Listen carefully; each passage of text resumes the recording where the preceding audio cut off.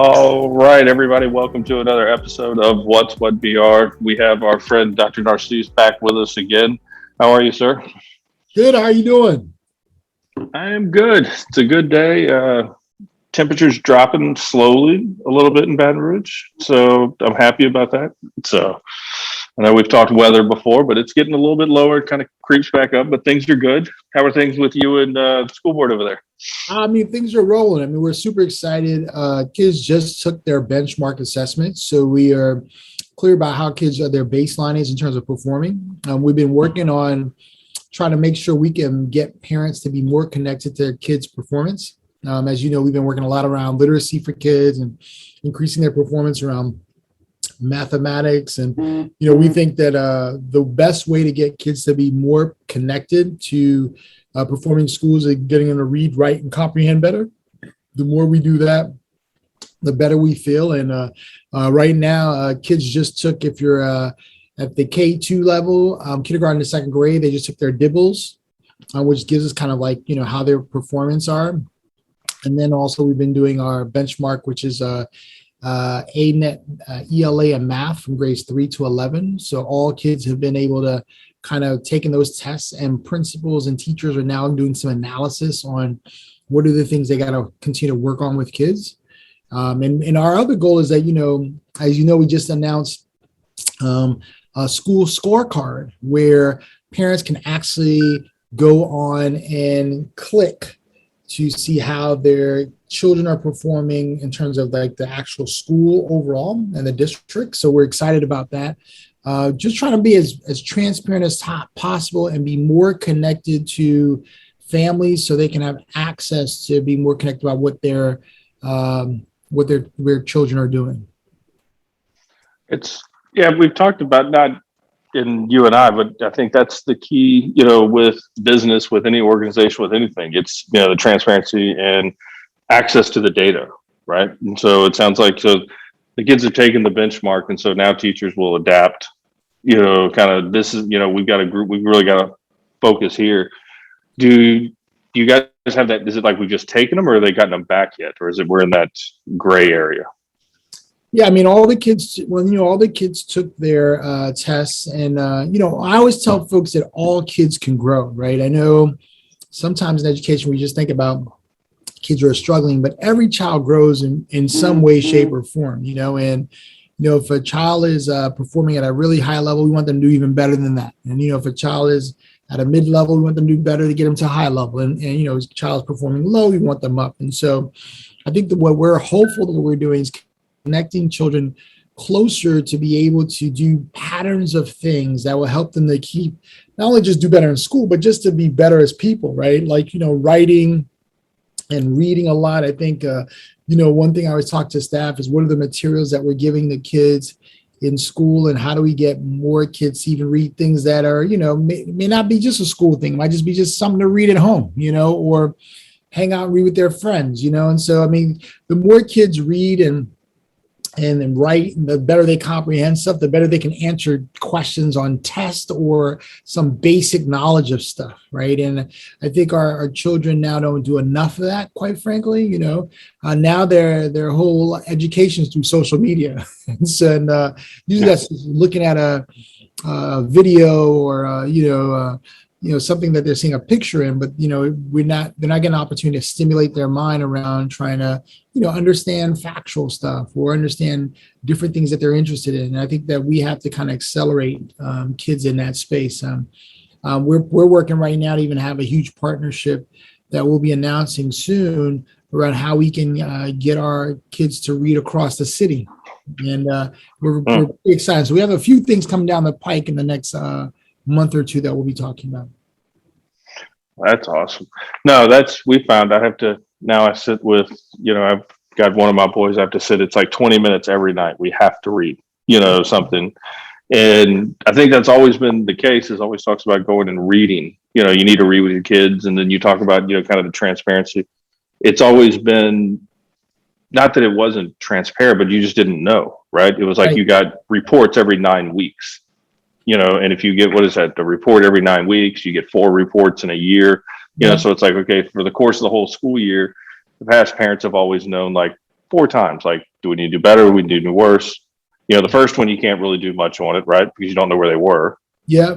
or the second one, because you didn't get it until 9 weeks in. The last one, well, you're already over. So getting this information sooner would seem like it'd be it's where people can act on it, right? The information is important, but only if you could act on it.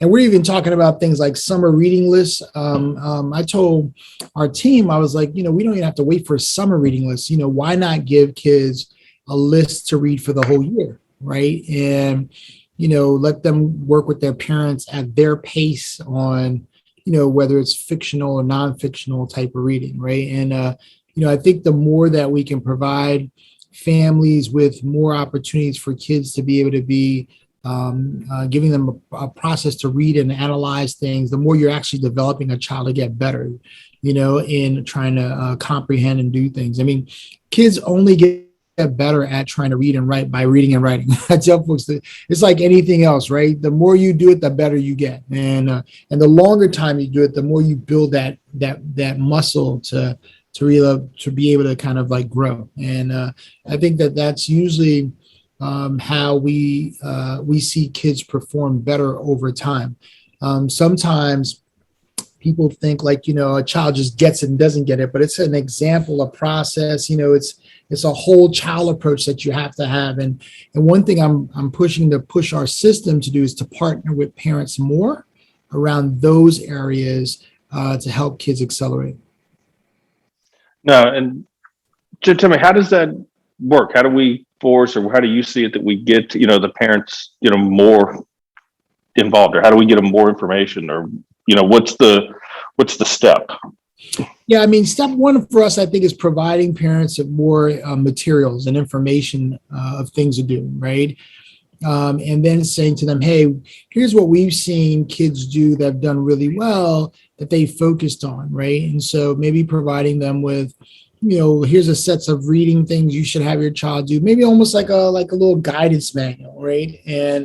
And we see that as being a part of every child for every grades kind of process. One thing I noticed in when I got Rodney BR is at times we have a lot of families that want to have more, but sometimes we kind of pace it out for them. And I always tell folks, just give it to them, right? And give them with some guidance, because really parents were the first teachers, right? When I look at my own daughter, Isabella, me and her mom were the first one to, probably more of her mom than me, but, when she wanted to do something, Right. We've been kind of teaching her how to do it. And, and over time, she's going to go to school and she's doing all these other things, but, we play a part in her development, right? And I think that we have to provide parents even more opportunities to give them things that will guide them as they're making the best informed decisions for their children, but also make sure that children are much more ready, for whatever their next steps are. You mentioned earlier when you arrived in Baton Rouge, for people who didn't know, this is your first, rodeo here in East Baton Rouge, just getting started this year, kind of trial by fire. Where is it going the way you like? Are you seeing the trend in the right direction? Do you feel the momentum, kind of mounting, I guess? Yeah, I mean, I do. I mean, the things that I gauge for is more around how much of the community and the energy that the community and parents have around wanting to get better, right? I mean, the thing around schools is, nothing is perfect. And schools should be working in partnership with families on trying to problem solve and move itself into a good place. And I think that what I was really impressed about was, even though there's been hurricanes and those things, we have a lot of families that really deeply care about, their children doing well or just education in general. And I think that East Baton Rouge hasn't been given credit to the families for that. Sometimes when I would come in, it would be like, well, maybe people are disconnected, or, you always hear different type of things, right? Sometimes a negative or and those things. But what I would tell folks, when I look at evidence of what people, at least that I've engaged with or families I've seen, is that folks actually want our children to have more and do better. And I think that we can do even better job of maximizing the assets in our community to do that. And when I look at when I arrived, I asked questions. I'm 9 months in now, and I would ask questions like, how do you use the museum? Or we got a great museum downtown. I mean, we're the capital of Louisiana, right? Well, how do kids learn about the state of Louisiana? And in their curriculum, are they just reading are you just reading about the arts, or they're just reading also about the history of Louisiana, and what about the interests, right? And then how do you kind of engage, and what we've been doing to get them in rooms to have constant conversations. I mean, one of the things I've been pushing on is even the arts, and we were super excited about the arts, trying to have us do more work with the arts council so kids can be more in festivals and those things, because we know we're a state that's rich in those particular areas. And so what kind of work we can do with that. And so those are kind of ways I feel like, we can continue to grow our work as we're supporting kids in the classroom. And what I'm pushing for us to do even this year is trying to provide kids more opportunity to be engaged in things around workforce, not only for like their learning, but also it connects to the jobs that they want to do when they graduate from us, right? And so, because I think that it's important to close that economic gap. No, it's funny you mentioned, the jobs and where they're going. I have to bring it up. I brought it up a couple different times, and it was brought by the neighboring parish. I have to give credit where credit was due, I guess. Had Wes Watts actually came on the show and was talking about, working with kids. And I thought it was real interesting. He had made it a point to say that as educators, there's less and less educators coming out of the workforce. And it's becoming a problem. And he mentioned, he's like, it's because we teach these kids, like, you can go be a doctor, you can go be a lawyer, you can go, be AC repairman, you can be, anything. But like, it's so many times we don't say, like, you could also be an educator. You could do this. That's right. And we need to remind, kids and parents too, that, the profession of teaching, you're impacting lives, and it makes a world of a difference. And I think that I'll bring it up because I think it was important, but also that's what helps, the school system, the better teachers that we can get inside the school system, more people that care for you to help build your team. That's what, that's where that impact comes in, with them spending time with the kids and making the time to write the note and send it home to the parents, to, the one-on-one. It's those little bitty things that are going to make the biggest difference. There's no magic wand. There's no curriculum that can be purchased that we just don't have the money for, that's going to solve all the problems, right? It's just, correct. The little things. That's right. I mean, I think, kids do well because of the type of involvement parents have to help them do well, right? And not just parents, it could be their family, right? Because also their brothers and sisters play a part in that, or cousins or aunts or uncles, whatever your family dynamics are. And I think that, what I always feel like what I feel like that's make the hugest impact is when a child has a village around them, right? When I talk about a village, I talk about the support structures that they have around them to help them build a do well. I mean, every child gets a support structure in some way, shape, or form, regardless of their family structure, right? And what I'm hopeful that we're doing is that we're working in a way that a community can wrap themselves around children, regardless of that community, whether you're in North Baton Rouge, South Baton Rouge, Mid-City, you pick it, right? But those dynamics exist all over. And I think that our goal is to try to provide at least some set of guidance to say to families, hey, if you focus on these particular areas, and here's some materials that you can do, that will help your children to be in a very different place by the time they graduate. And so those are the things that we're going to continue to push, not only from being transparent of what we're doing, but also working on guidance and partnership around helping the kids do better. Well, I think it's, the theme that I'm kind of picking up on is, and I believe it's not just your job, the teacher's job, the school's job. This is a group effort, to raise, these children. I think, a lot of, we say it takes a village to raise a child, and we can't just drop them off or put them on a bus and expect them to get everything they need there. It takes some work back home, and that's right.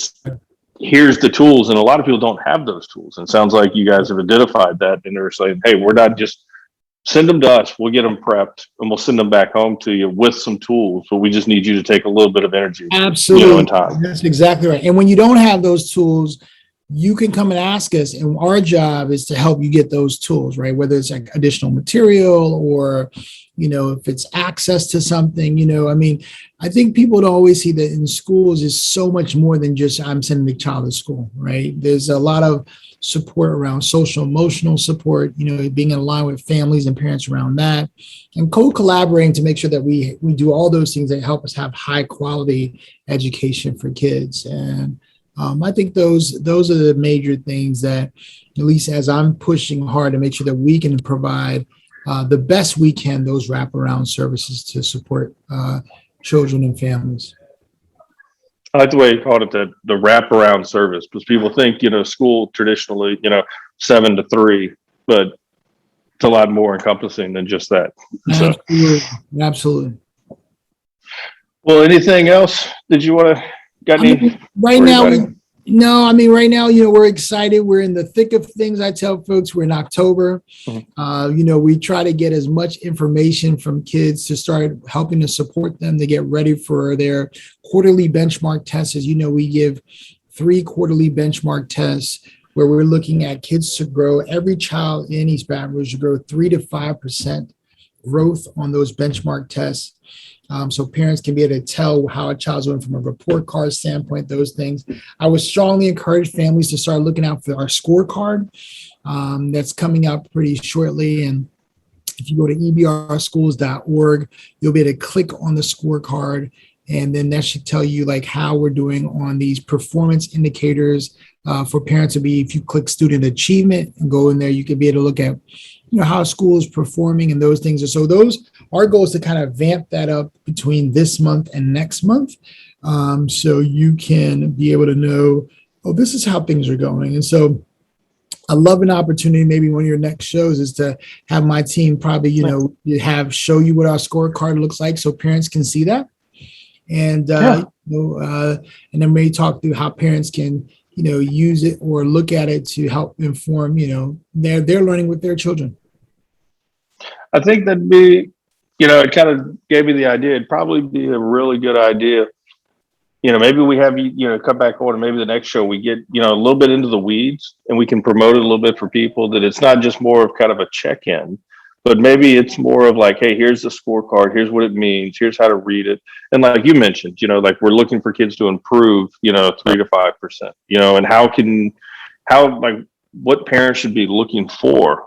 Like, where do they find that information out? How do they do it? Like, I feel like there may be a gap where we might have a large group of parents that are just kind of, I got them to the bus and I got to get to work. And a lot of people are in that boat, but it's like, hey, let's take 30 minutes. Let me show you how we measure, how we measured up, and then how you can help move the needle, of your own child with just a little bit of work, maybe at home.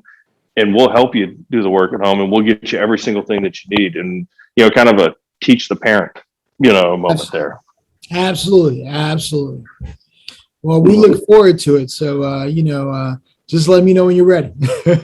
Absolutely. Well, I tell everybody, you got better things to do than sit around and talk to me all day. You got a million things to go. Last time we missed last month, but for anybody who kind of keeps following, to Dr. Narcisse's credit, he was trying to do the call on the road from the car, but he was checking on schools to make sure power and structural and everything from Ida was okay. He tried to do it. It was my idea to say, no, we're not going to do this from a car. So he wasn't driving, but for anybody that freaks out, but we're going to let him do what he needed, the important stuff, check on the schools. So I appreciate you coming back. No, thank you so much, Brandon. Love the opportunity to be able to connect with families, to know what we're doing. And I always want families to know, go to our website, call us here. We really want families to be a part of our schools, and of anything we can do to help make their experiences better. That is our goal. Perfect. Well, I appreciate the time, sir. All right. Thank you so much. We'll talk again soon. All right. All right. Bye.